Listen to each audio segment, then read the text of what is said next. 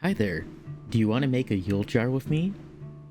Yule is a time to celebrate the end of the year, the longest night, the winter solstice, and the return of the sun and longer days ahead. It's a time to reflect on the past year and to contemplate the coming year and your wishes for it. Traditionally, an oak log would be burned in a hearth for 12 days, from the 25th of December to the 6th of January. But if you're like me, burning a log for almost a fortnight isn't the most viable thing. That's where Yule jars come in. It's a way to layer and harness all of the energy and symbology of the season into one pretty package.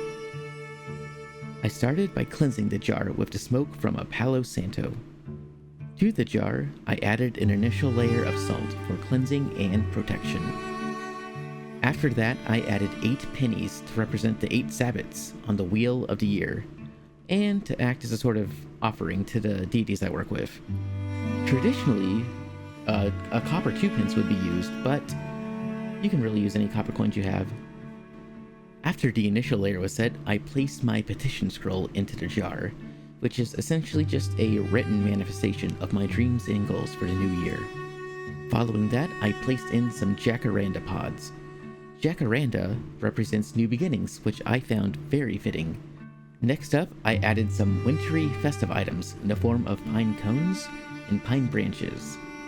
These were items that I had collected on my nature walks over the past year. Pine represents endurance and longevity, which is an energy I am hoping to harness in the year ahead. I also added rosemary for mental clarity and some dried Mexican sage for purity and protection. Next up, I added some white and yellow buttons to represent the sun and its return. Traditionally, you would use dried citrus wheels such as lime or orange for this, but I was lacking those, so I thought this would be a fitting alternative. Bay leaves were then added for manifestation and realization. You can even write small little one-word petitions onto the leaves. That's actually a pretty traditional thing to do. Cinnamon provides a warming energy and enhances spells. I added some for that, and because I thought the sticks were symbolic of the Yule log itself that would warm people's homes. Whole nutmeg and whole clove were added for protection, good luck, and abundance.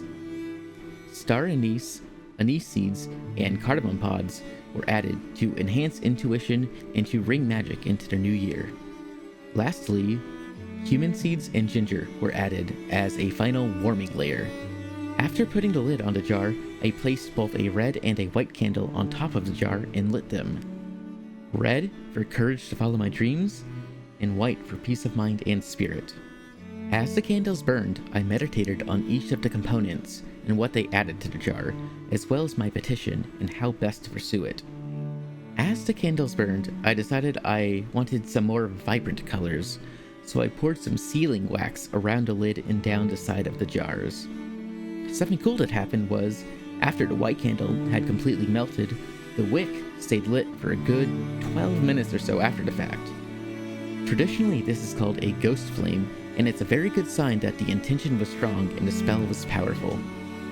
After the candles burned all the way down, I took some of my balsam candle that I had burning in the background and poured some of its wax all over the top of the lid. This not only acts as a final seal, but adds a wonderful, fragrant winter scent to the whole jar. And with that, the jar is done.